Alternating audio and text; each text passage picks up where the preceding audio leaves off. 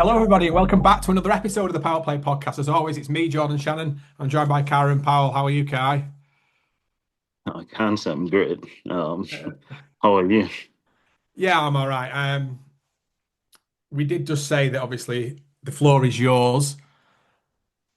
Fire away. All right, so let me start with the positives of the match.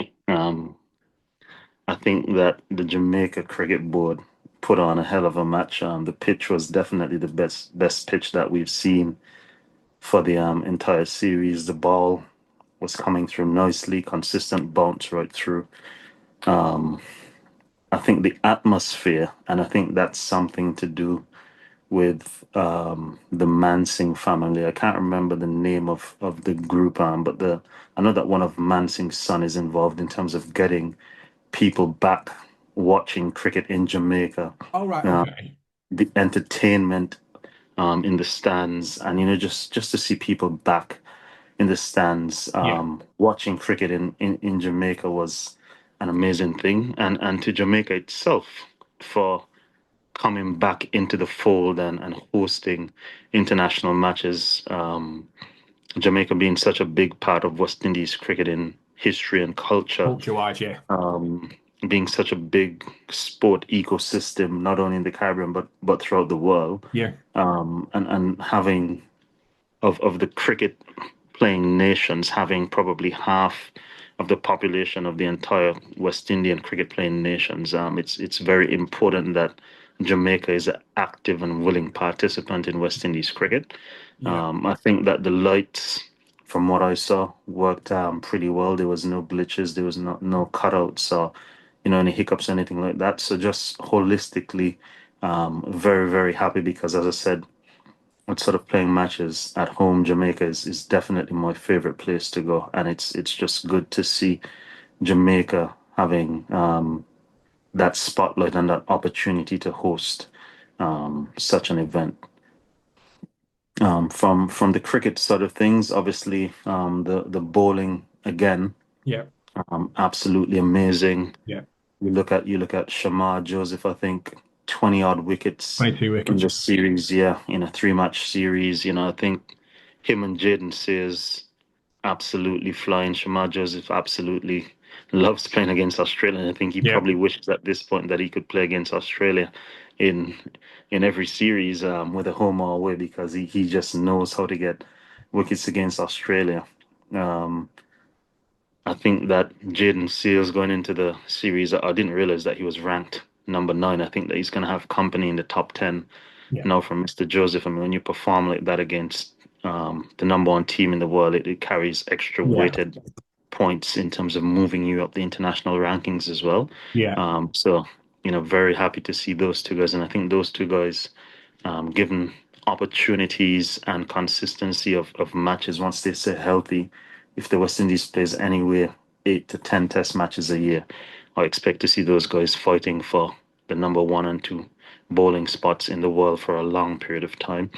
Having said that, I can't go further without commending Alzarri Yeah. Joseph. I mean, you've heard me say for so long a time, from since we've been doing this podcast, that if Alzarri Joseph bowls the way he bowls for the Leeward Islands, for the West Indies, it's gonna be a handful. And I don't know what inspired or what transpired to bring about this change, but the lengths that he bowled, the Superb. pace that he bowled with, the accuracy that he bowled, the skill, Yeah. the control, the poise, the character, everything, it Yeah.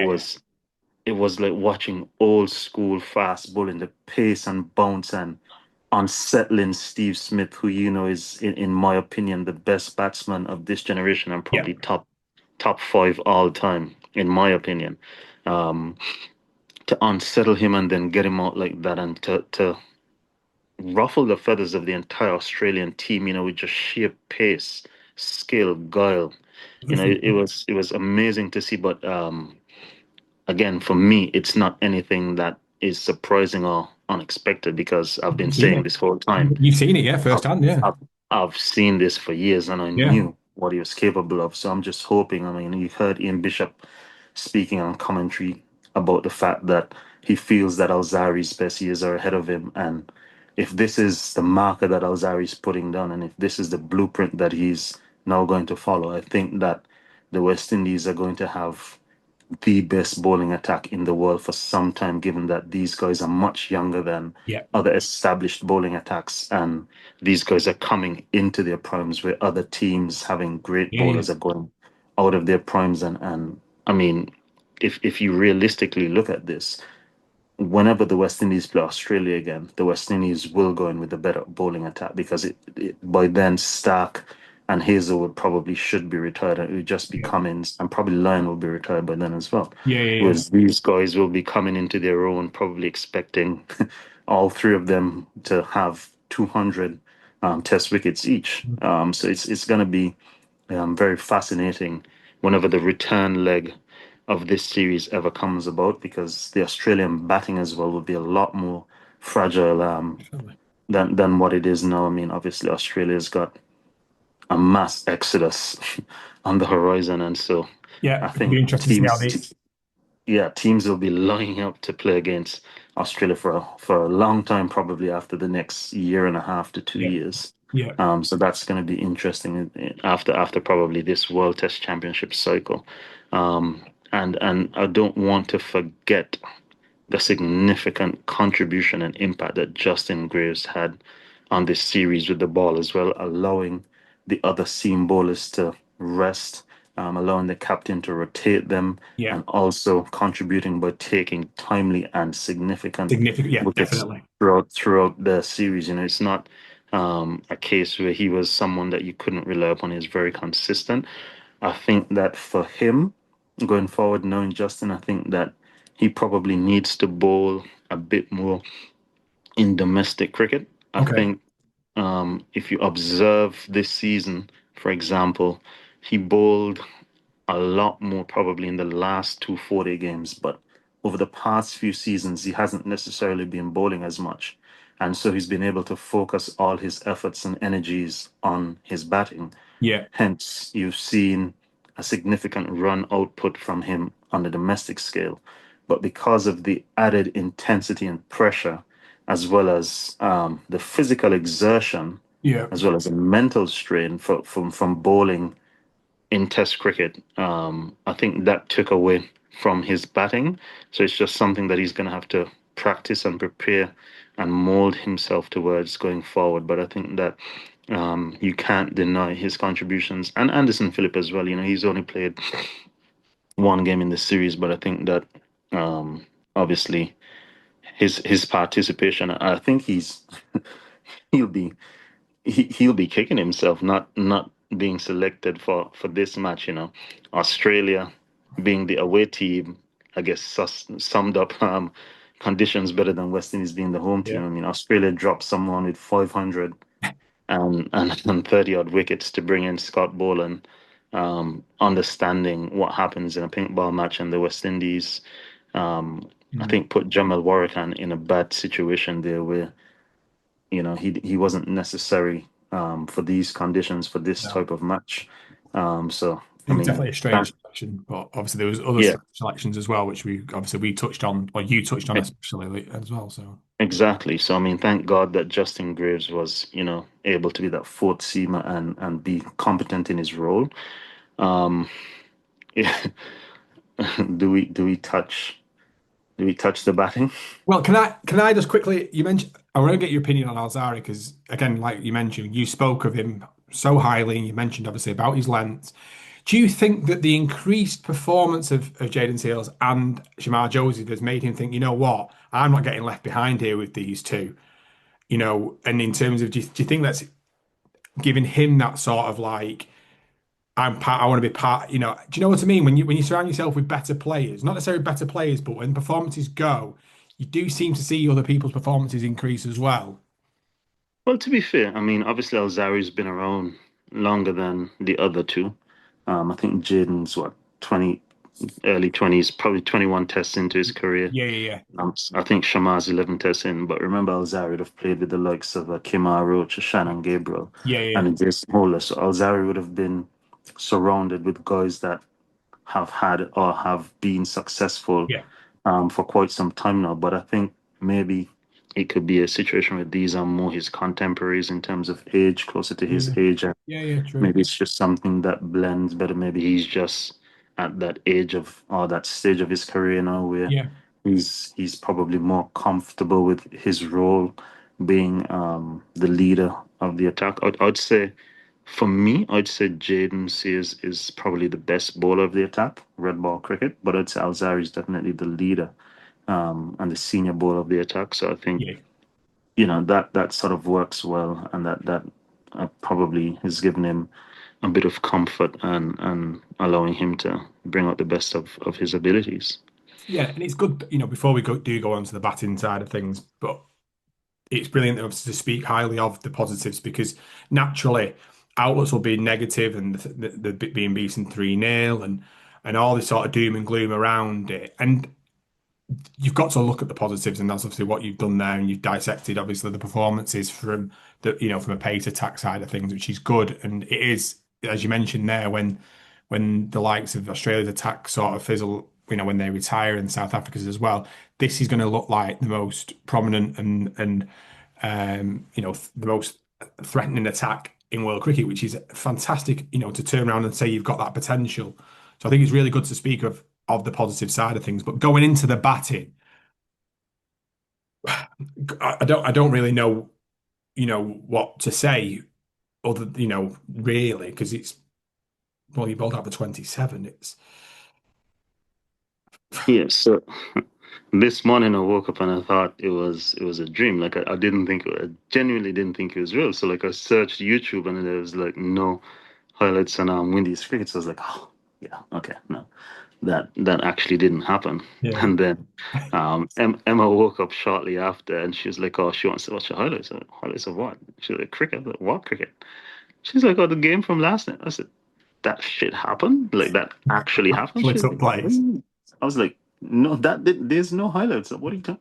And then literally shortly after, Well, shortly after, it would have took long, would it, to watch the highlights? it was like a reel on Instagram or something. It's quick, YouTube short. but yeah, literally.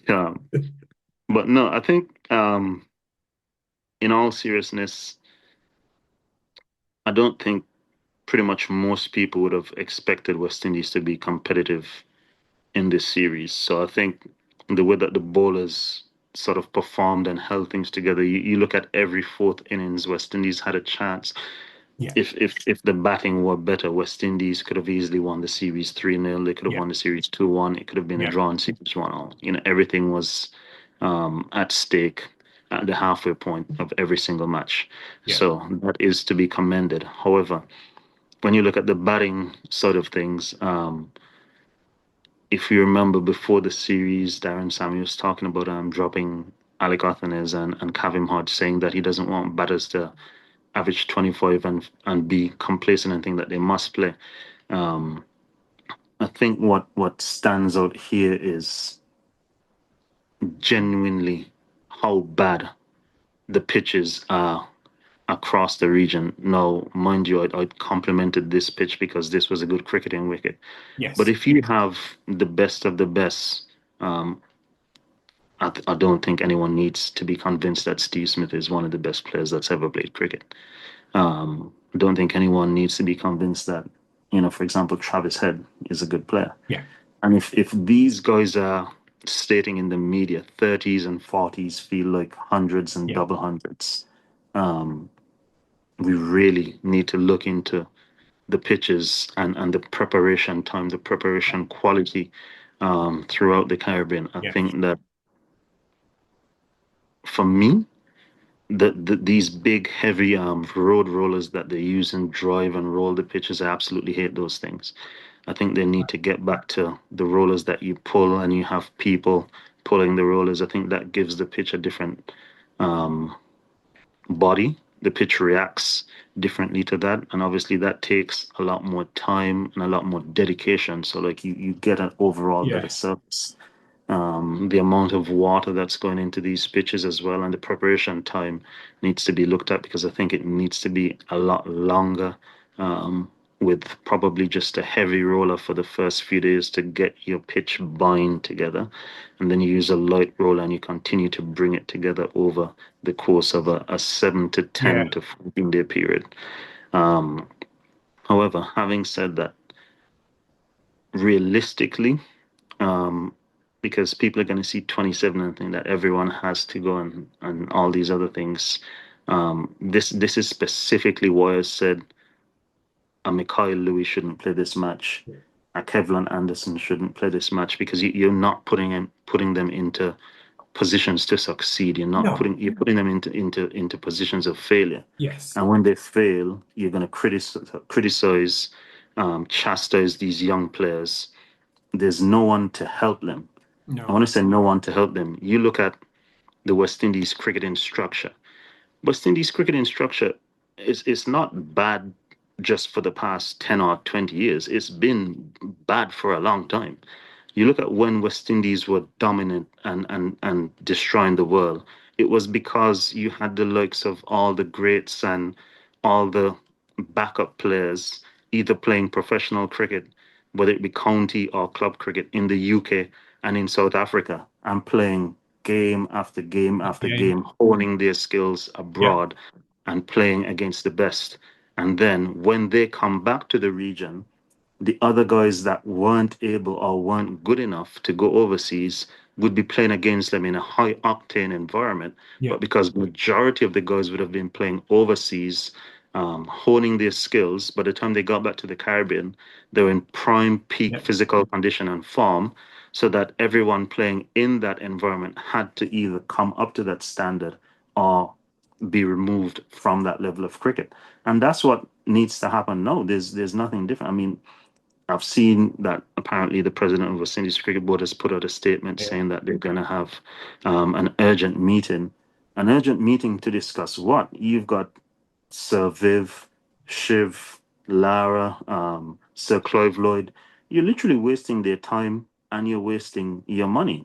That's all you're doing, because I've not seen too many situations where they've come recommendations from all these things that have actually been implemented. You're No. wasting time and money. I think, and listen to me carefully, I think that the first class coaches are not equipped enough, they're not skillful enough to produce high quality players. I think that the conditions and the environment in the Caribbean is not conducive for high performance athletes and high performance sports. I got a call from a franchise player last week stating that they're there and they're just going to the gym and doing running. They're not getting access to any pitches, whether it be even a concrete strip to do any developmental work. And even if they had access to that, as I said, they don't have access to the type of coaching that would enable them to be getting better. These guys need to be playing cricket. This is what needs to happen, right, Jordan? The franchise system needs to be stopped forthwith, immediately. I've done some numbers, Okay. and on average, I would say the West Indies board is probably paying out maybe 2.5 to 3 million US dollars per year for these regionally contracted players, for them to play seven first class games and seven 50 over games. Yeah. The lucky guys play, let's say, nine if you go to the finals, 50 over games. In the Caribbean, with the sunshine 300 and at least 30 days a year, you're playing professionally, what's that, 7 and 9 at max. Yeah. You're playing 16 games of cricket for a year. So you're paying me to train all year and not even train in conditions or facilities that are even good enough to No. produce. I remember being on contract and we were getting ready to practice. And some guys come over and tell us we have to get off the field because they're starting a football match. We got kicked out of the park in Sinkits. And I recorded it and put it on Instagram. And you know what happened? I put it on Instagram, sorry, not put it. You know what happened? The Report. next day there was Let's a take that. meeting. There was a meeting at cabinet by the Sinkits government, and a ground was assigned to the Leeward Islands cricket team full time with full ground staff. You have to take action against these things. I remember on several occasions, Imagine turning up. Imagine me leaving my family, turning up to come and practice as a professional cricketer, reporting back to duty when the coach says we have to be there, let's Yeah, say yeah, 2 months before a season starts. And if rain falls, you can't practice because the pitch might get wet. The groundsman didn't cover it. If the groundsman didn't get paid on time, he's not fixing any pitches, you can't practice. If the groundsman doesn't have enough staff, you can't practice. You know, I remember once the groundsman didn't let us practice because he didn't have a hammer. He didn't want to nail down the nets because he didn't have a hammer. Something as ridiculous as that.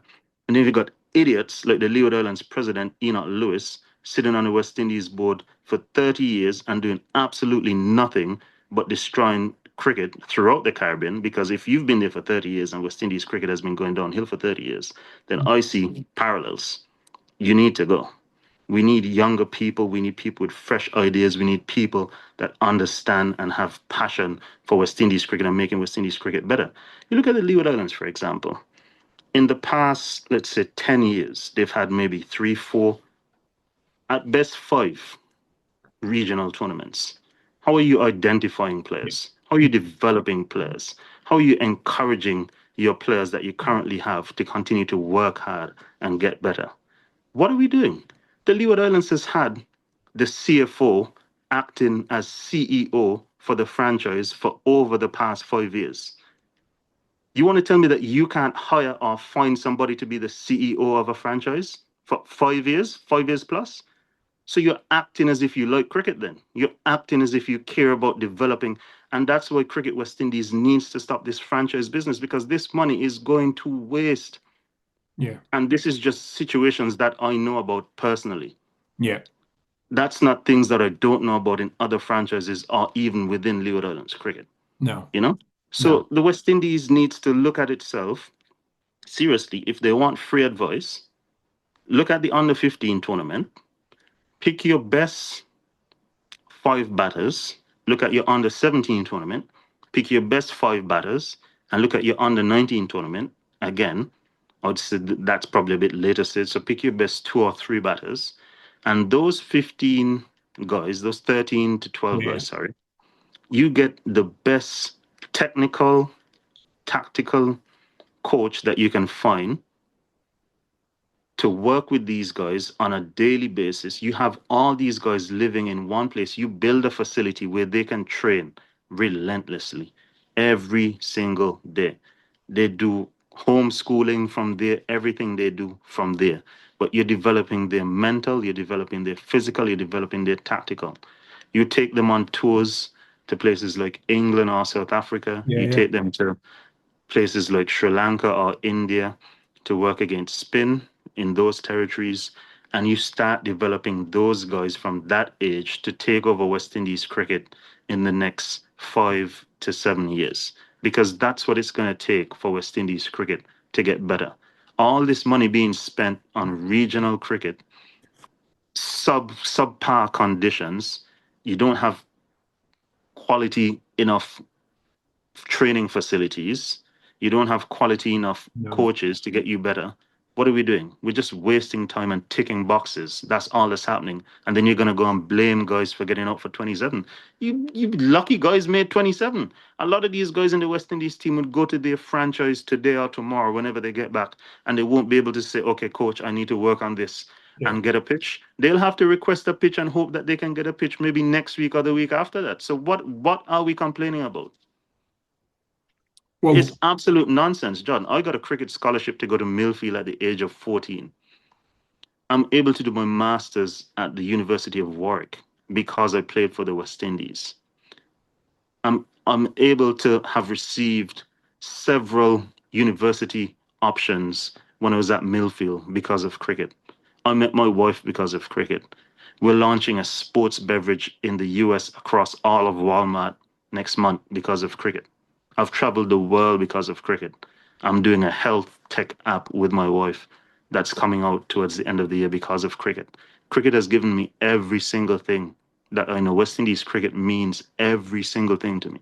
So when you hear people talking nonsense and you see egotistical, arrogant old men controlling and trying to destroy people's careers because you don't like because you don't like them and they're insecure and they don't want to do their job and make cricket better and make opportunities present and available for these young guys so that they can develop to the standard that West Indies cricket needs to be at to be competitive, then that's the real issue here. But obviously, first, I just want to say, like, and I'm sure everyone listening to this and watching this will applaud you for speaking so honestly and so heartfelt and so passionately about something you quite clearly care about. As you mentioned there, it's played a massive part in your life. And this isn't something where you are trying just to throw comments out there. This is something that you feel passionate about and that you're helping, you want to help. And ultimately, the frustrations it must be incredibly frustrating to see things like yesterday. And they blame the players. Carlos mentioned it last week when he spent, turning up to gyms and they showed that this isn't something that can be fixed overnight going into the next time they play a test match in October against India. This is an infrastructure problem, and they need to take people's what you're talking about. You're speaking from a first-hand experience from this happening, so they need to listen to people like you. And you look at that. The next time they play in a test match is against India in October. Until then, they've got a white ball series starting this week, Yeah, white ball series against Pakistan, CPL. yeah, that's it. Nothing. So when are they going to train and practice and prepare for red ball cricket? And you expect there to be a different result? It doesn't. It won't. This is obviously what when you. This is what obviously from my perspective when I look at it is that how do they get better is what you like, and that's it. How do they? The CPL finishes the back end of September. So, like you said, two of the teams will be playing in the final at the back end of September. Then they're supposed to then they go to play in the 2nd of October in Ahmedabad. What there could be a group of players there who get a week before the first test. And you got to travel to India, which That is travel two to days. exactly, So that week is literally straight onto the plane, and then you're playing.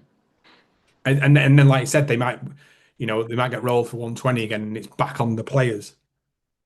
What Sammy needs to do is find, in his opinion, whatever combination it is, 7 batters that can average all 30 and above, as ridiculous as that sounds. That's 210 runs. And the bowlers have shown that they'll get you your next 40, 50. And this bowling attack has shown that they can fight with 250 runs. You're not going to win all the time. When you start playing against more teams, sort of like the Sri Lankas, the Bangladeshis, Yeah. etc., I think that's where you'll win a lot more games. But against the better teams, if you can, and whatever players he thinks that is, as ridiculous as that is, I know that everyone has bemoaned Craig Brathwaite, and I too think that Craig Brathwaite has gotten a lot of leeway as opposed to other players. But at this stage now where we're at, he's gonna have to play. So you're gonna have to find a way to clear his head, get him right, and you're just gonna have to play him. I think Tagenor and Shanda Paul should be back in the fold as well. Because if you can get those two guys to blunt a new ball for 30, 40 overs, I think John Campbell would be better served as a number 3. I think Brandon King looks good at number 4. I'll give him some Yeah. more time. Yeah. Yeah. Uh, Number 5, I'll be looking to get Sherfay and Rutherford in. I'll be looking to have Roston at 6, Shea at 7. And obviously, we're talking about India being the next test, so I don't think that Justin Greaves being a fourth seamer will be needed in those conditions. He'll still be in my squad, Yeah. but I don't think that he'll be needed in those conditions, and that's why I've gone for Sherfay and Rutherford. If Sammy can convince Evan Lewis to play Test cricket, I think that would be a good addition or a good option as well. But your point there, what you mentioned there about the so from Craig, let's just take Craig as an example here. You mentioned about Tanjiro and Shamdapal coming in. There's still an issue though here because if what you mentioned there from a man management perspective, so you talk about clearing his head, his mentality, how he is. He's still not going to play any cricket between he's not playing CPL. He's not so how do you help him through this situation? West Indies need to have, as I said, those group of young guys on contracts with under 15s, under 17, under 19s, working towards the future.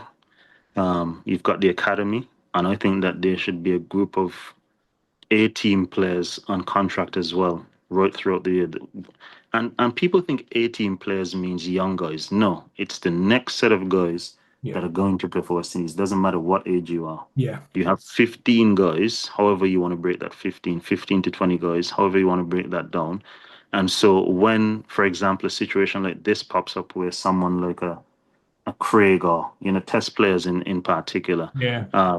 Alec Athenes who's just been dropped, a Mikhail Louis who's just played, or Kevin Anderson who's just played, they can return to that setup and go straight back to work Yeah. with, as I said, the best coaches that you can find from around the world and start honing in and continue to develop and redefine their games. Yeah. So by the time the next series comes, even though there's not been any official cricket, Yeah. they would have been in a high performance center. They could Yeah. probably arrange games amongst themselves so that they've had some meaningful match time to see Yeah. how what they're working on has been incorporated into their game or not, and what they need to do next. Yeah. Yeah. No, do you know what? Like, truthfully, obviously, just speaking now, to hit, like, I know I mentioned it before, but there's just got to be some change.